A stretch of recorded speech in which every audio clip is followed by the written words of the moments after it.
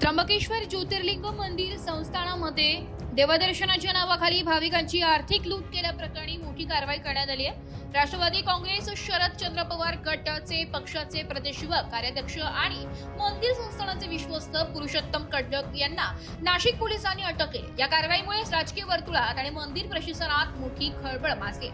याबाबत अधिक माहिती अशी की त्र्यंबकेश्वर मंदिरात व्हीआयपी दर्शनाच्या नावाखाली भाविकांकडून पैसे उकळल्याच्या तक्रारी वारंवार येत होत्या।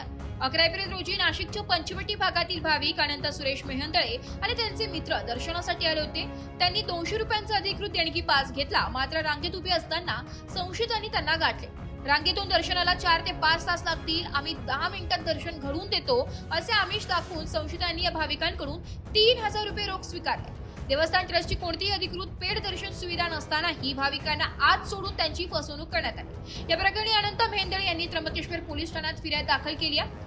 या प्रकरणात पोलिसांनी सर्वात आधी गोटीराम मनाजी पेहरे आणि अभिषेक कडलक पुरुषोत्तम कडलकचा पुतण्या या दोघांविरोधात गुन्हा दाखल केला होता।